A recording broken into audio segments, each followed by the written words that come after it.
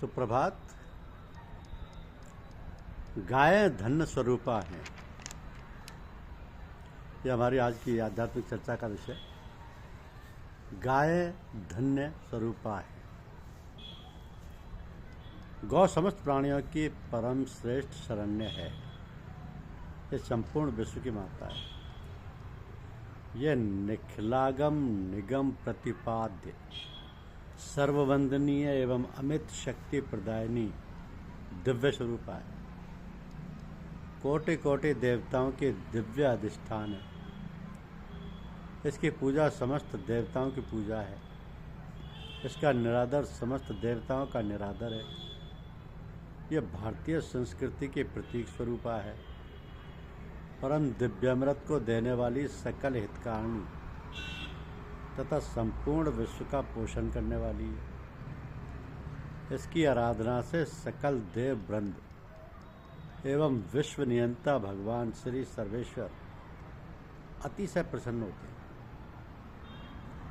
तभी तो वे ब्रज राज किशोर गोपाल एवं गोविंद बनकर ब्रज के वनोपवनों में, गिरिराज के मनोरम वनोपवनों में तथा कालिंदी के कमनीय कूलों पर नंगे चरणों असंख्य गो समूह के पृष्ठभाग में अनुगमन करते हुए उनकी सेवा निरत रहा करते थे। अग्नि पुराण में कहा गया है कि गांव पवित्रम परम गावो मांगल्यमुत्तमम, गांव स्वर्गस्य सोपानम, गावो धन्य सनातन। गाय परम पवित्र परम मंगलमयी स्वर्ग की सोपान सनातन एवं धन्य स्वरूपा है। गौ रूपी तीर्थ में गंगा आदि सभी नदियों तथा तीर्थों का आवास है। उसकी परम पावन धूलि में पुष्टि विद्यमान है। उसके गोमय में साक्षात लक्ष्मी है तथा इन्हें प्रणाम करने में धर्म संपन्न हो जाता है। अतः गौमाता सदा सर्वदा प्रणाम करने योग्य है।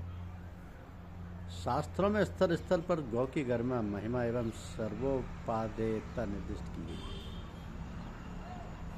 गौ का दर्शन, स्पर्श और अर्चन परम पुण्यमय है।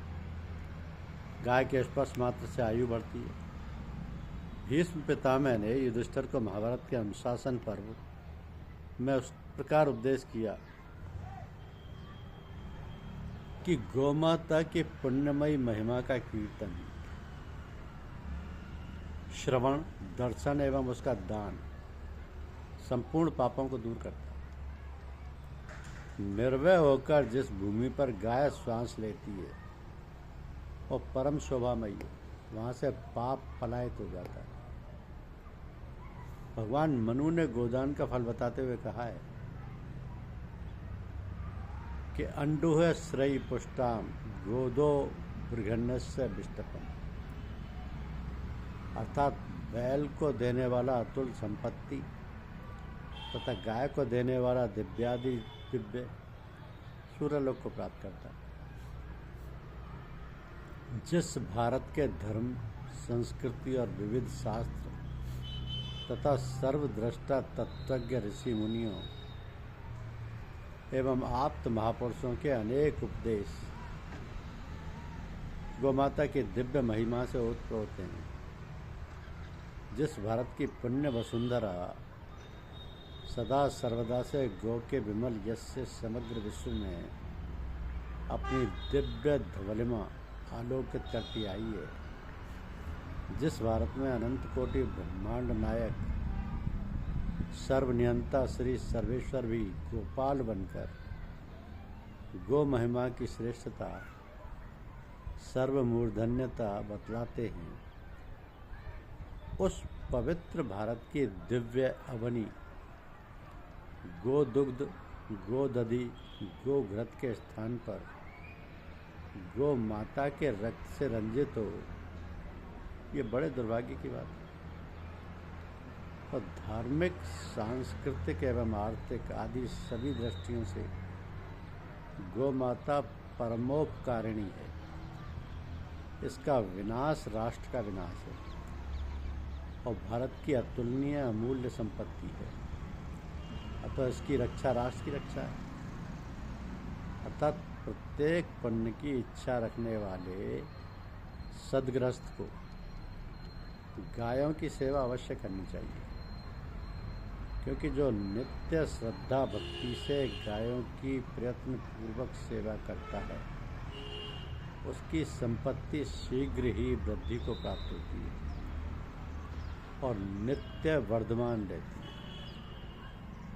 इसलिए गायों को परम पवित्र, परम मंगलमयी, स्वर्ग की सोपान, सनातन एवं धन्य स्वरूपा कहा गया है। धन्य स्वरूपा कहा गया है।